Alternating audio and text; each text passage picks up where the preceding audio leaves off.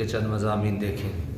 سورہ انبیاء مکی سورہ ہے، ترتیب مصحف کے اعتبار سے 21ویں، جبکہ ترتیب نزول کے اعتبار سے 73ویں سورہ ہے۔ اس سورہ میں کئی انبیاء کا ذکر ہے، اس لیے اس سورت کا نام سورۃ الانبیاء رکھا گیا ہے۔ فرمایا لوگوں کے حساب کا وقت قریب آ گیا ہے اور وہ غفلت کا شکار ہیں، دین کی باتوں سے روگردانی کر رہے ہیں، اور جب بھی نصیحت کی کوئی نئی بات ان کے پاس آتی ہے تو توجہ سے نہیں سنتے، بس کھیل تماشے کے انداز سے سنتے ہیں۔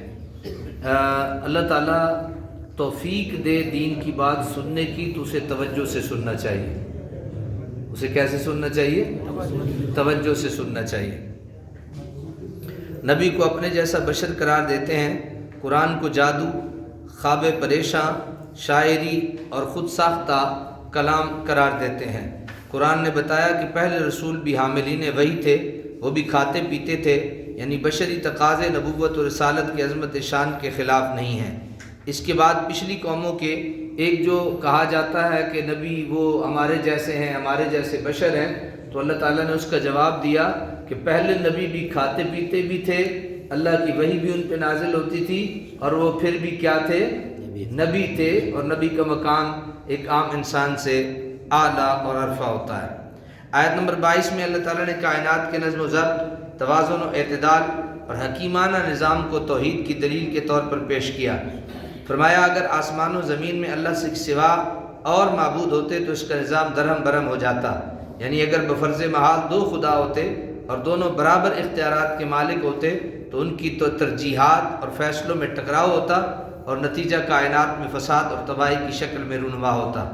آیت نمبر 30 سے اللہ تعالیٰ نے تخلیق کائنات کے سلسلے کو بیان فرمایا کہ آسمان اور زمین بند تھے تو ہم نے ان دونوں کو کھول دیا اور ہم نے پانی سے ہر جاندار چیز بنائی۔ آج بھی تخلیق کائنات کا ایک سائنسی نظریہ بگ بینگ تھیوری کہلاتا ہے کہ اگر ایک بہت بڑا آتشی بگولا تھا، ایک بہت بڑے دھماکے سے وہ پھٹا اور اس کے لامحدود ٹکڑے فضا میں بکھر گئے، جنہوں نے سورج، چاند اور ستاروں کی شکل، سیاروں کی شکل اختیار کر لی۔ قرآن میں اس کے لیے فتق اور فلک کے کلمات آئے ہیں۔ اللہ نے زمین میں توازن قائم رکھنے کے لیے اونچے اونچے پہاڑ بنا دیے اور ان کے درمیان کشادہ راستے بنا دیے، اور آسمان کو بغیر ستونوں کے محفوظ چھت بنا دیا۔ آیت نمبر 35 میں قانون قدرت بیان کیا کہ ہر نفس موت کو چکھنے والا ہے، یعنی ہر ذی حیات پر موت آ کے رہے گی۔ آگے چل کر بتایا کہ قیامت اچانک آئے گی، حیرت زدہ کر دے گی، اور نہ کوئی اسے رد کر سکے گا اور نہ کسی کو مہلت ملے گی۔ آیت نمبر 51 سے ایک بار پھر حضرت ابراہیم کا ذکر ہے کہ وہ اپنے عرفی باپ اور قوم کے بت پرست پر ملامت کر رہے ہیں اور کہتے ہیں اللہ کی قسم تمہارے پیٹھ پھیر کے جانے کے بعد میں تمہارے بتوں کے ساتھ ایک خفیہ تدبیر کروں گا۔ سورۃ ابراہیم نے ان کے بڑے بت کے سوا حضرت ابراہیم نے ان کے بڑے بت کے سوا سب بتوں کے ٹکڑے ٹکڑے کر دیے۔ پھر ایسا ہی ہوا، نمرود کی قوم نے کہا کہ ہمارے بتوں کو یہ حشر کس نے کیا؟ پھر انہوں نے خود ہی کہا کہ ایک نوجوان ہے جس کا نام ابراہیم ہے۔ حضرت ابراہیم کو مجمع عام میں بلا کر ان سے جواب طلبی کی گئی تو انہوں نے کہا یہ سوال اپنے بڑے بت سے کرو اگر وہ بول سکتے ہیں۔ آیت نمبر 78 سے حضرت داؤد و سلیمان کے ایک مقدمے کا ذکر ہے جس میں حضرت داؤد نے ایک فیصلہ کیا اور سلیمان نے اس فیصلے کو غلط قرار دیے بغیر دوسرا فیصلہ کیا۔ اللہ تعالیٰ نے فرمایا کہ ہم نے سلیمان کو صحیح فیصلہ کرنے کی سمجھ عطا کی اور ہم نے دونوں کو قوت فیصلہ اور علم عطا کیا۔ اس سے معلوم ہوا کہ ایک عدالت کے فیصلے پر دوسری عدالت نظر ثانی کر سکتی ہے، اور ایک فیصلہ اگر بہتر ہے تو دوسرا بہترین ہو سکتا ہے۔ اس کے بعد داؤد علیہ السلام کے معجزات کا ذکر ہے، یعنی پہاڑوں کا ان کے تابع ہونا، پہاڑوں اور پرندوں کا ان کے ساتھ تسبیح کرنا اور جنگ سے حفاظت کی زرہیں بنانا۔ اسی طرح ہوا کو سلیمان کے تابع کر دیا جو ان کے حکم سے ان کے تخت کو اڑا کر لے جاتی تھی، اور جنات کو ان کے تابع کر دیا، وہ ان کے حکم سے کام کرتے تھے۔ اس کے بعد حضرت ایوب علیہ السلام کا ذکر ہے کہ انہیں تکلیف سے دوچار ہونا پڑا، انہوں نے اللہ سے دعا کی، اللہ نے ان کی تکلیف کو دور فرمایا اور پہلے سے بھی زیادہ اہل و عیال اور نعمتوں سے نواز دیا۔ پھر اسماعیل، ادریس، ذوالکفل، ذوالنون یعنی حضرت یونس، حضرت زکریا کا ذکر ہے، اور حضرت یونس علیہ السلام اپنی قوم سے ناراض ہو کر چلے گئے اور پھر اللہ تعالیٰ کی تقدیر سے دریا میں ڈال دیے گئے. دریا میں ان کو مچھلی نے نگل لیا اور انہوں نے تہ در تہ ظلمتوں میں اللہ سے ان کلمات کے ساتھ توبہ کی، لا الہ الا انت سبحانک انی کنت من الظالمین. اسی کو آیت کریمہ کہتے ہیں. اللہ تعالیٰ نے فرمایا تو ہم نے ان کی پکار سن لی اور انہیں غم سے نجات عطا کی. ہم اسی طرح مومنوں کو نجات دیتے ہیں. حضرت زکریا نے اولاد کے لیے دعا کی، اللہ نے ان کو بڑھاپے میں یحییٰ عطا کیے. ان کی دعا کے کلمات یہ تھے، رب لا تذرنی فردا وانت خیر الوارثین. جس کی اولاد نہ ہو یہ ہر روز بلا ناغہ 101 مرتبہ اس آیت کو تلاوت کرے، اللہ اسے اولاد نرینہ عطا فرماتا ہے. لیکن شادی کرنے کے بعد، شادی تو پہلے نہیں، دعا شروع کرتے ہیں، رب لا تذرنی فردا وانت خیر الوارثین. یہ 101 مرتبہ، اور اگر زیادہ طلب ہو تو 1001 مرتبہ اس کو تلاوت کیا جائے. آج ایک بڑا خوبصورت تحفہ ہے جو جس بندے کی بہت زیادہ ضروریات ہوں اور اس کو کوئی بہت زیادہ مشکلات پیش آ جائیں تو اس کے لیے ایک بہت ہی قیمتی تحفہ آپ کی خدمت میں عرض کر رہا ہوں. حضرت شاہ عبدالعزیز نے اپنے والد شاہ ولی اللہ محدث دہلوی رحمۃ اللہ تعالی سے وظیفہ قضائے حاجات نفل نقل کیا. جو شخص مصیبت میں مبتلا ہو جائے وہ 4 رکعت نماز نفل کی نیت باندھے. پہلی رکعت میں سورۃ فاتحہ کے بعد 100 مرتبہ لا الہ الا انت سبحانک انی کنت من الظالمین فاستجبنا له ونجیناه من الغم وکذالک ننجی المؤمنین. یہ پہلی رکعت میں.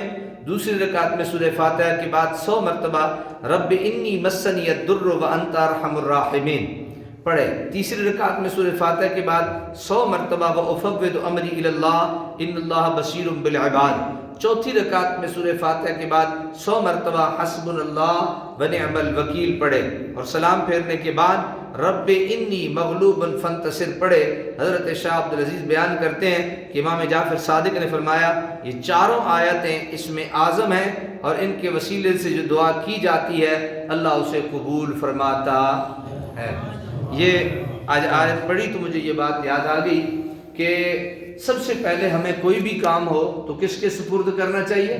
یہ چاروں آیاتیں ایک بڑے ترتیب سے ہیں، بڑی ترتیب سے ایک انسانی جو روحانی دنیا ہے انسان کی اس کو آگے بڑھا رہی ہیں. مثلا وَأُفَوِّضُ أَمْرِي إِلَى اللَّهِ کہ میں اپنے سارے کام اللہ کے سپرد کرتا ہوں. میرے سارے کام کس کے حوالے؟ اللہ کے حوالے. ہمیں وہ استاد تھے ہمارے کیمسٹری پڑھاتے تھے تو مجھے ایک دن فرمانے لگے، فرمایا تو حافظ ہے؟ میں کہ جی. فرماتے کوئی آج میں وظیفہ دس میں کم پھنس گیا تو میرے ذہن میں یہی آیات تھی رب انی مغلوب. اس کو رب انی مغلوب فانتصر وظیفے کے طور پہ جب پڑھا جاتا ہے تو رب انی مغلوب فانتصر. یقین مانے وہ 7ویں دن آ کے مجھے فرمانے لگے، فرمایا تو پتر ہے میں تیرے واسطے مٹھائی آندھی ہے، اللہ تعالیٰ میرا کام کر چھوڑے. یہ کسی کا کمال نہیں. ہاں یہ ضروری ہے، یہ بات آپ کے ذہن میں ہونی چاہیے کہ کوئی بھی وظیفہ بغیر کسی کی اجازت کے نہ پڑھا جائے. اس کی ایک وجہ ہے. اس کی وجہ یہ ہے کہ کچھ چیزیں انسان کا جو نام ہے، مثال کے طور پہ ایک نام ہے فاروق. مثال کے طور پہ اس فاروق نام میں دیکھا جائے گا کہ لفظ جو فے ہے یا الف ہے یا رے ہے یا واو ہے یا کاف ہے، یہ جلالی زیادہ ہے یا جمالی زیادہ ہے. اسی مناسبت سے ایسا وظیفہ دیا جائے گا. اگر جلالی زیادہ ہے تو جمالی والا وظیفہ دیا جائے گا، اگر جمالی زیادہ ہے تو پھر جلالی والا یعنی الٹ وظیفہ دیا جائے گا تاکہ ہماری وہ حاجت بھی پوری ہو جائے اور ہمارا کام بھی ہو جائے اور ہمارا نقصان بھی نہ ہو. تو اس لیے کسی کی بھی یہ میں اس کی تصویر بنا کے جو ہمارا ہے پیج اس واٹس ایپ کا اس پہ بھی سینڈ کر دوں گا اور دیگر بھی جو حضرات چاہیے ہوں میں ان کو لکھ کے پیش کر دوں گا. بہت ہی اہم اور سب سے بڑی حاجت ایک مسلمان کی کیا ہے پتہ ہے آپ کو؟ جی ہماری حاجتیں تو یہی ہیں نا. ہمارے پاس نوکری نہیں ہے، ہماری حاجتیں تو یہی ہیں کہ ہمارے پاس جو ہے وہ بچوں کے رشتے نہیں ہو رہے. ہماری حاجتیں تو یہی ہیں کہ بچوں کی جو ہے وہ معاملات نہیں ہو رہے. ہمارا روزی روٹی میں ہم پھنسے ہوئے ہیں. سب سے بڑی حاجت جو اللہ تعالیٰ کے ہاں ہماری ہے وہ یہ ہے کہ ہم اس دنیا سے جائیں تو اسلام پہ جائیں، ایمان پہ جائیں. تو اس لیے کبھی کبھی یہ جو ہے وہ اس نظریے سے پڑھنی چاہیے تاکہ اللہ تبارک و تعالی ہمیں کیا ہے، رب انی مغلوب فانتصر، رب انی مغلوب فانتصر، یہ پڑھنی چاہیے۔ اللہ تبارک و تعالی اپنے محبوب صلی اللہ علیہ وسلم کے ان نیک اور پاک باز امتوں کے سارے حضرات ایک مرتبہ سورہ فاتحہ شریف پڑھو، 3 مرتبہ قرآن شریف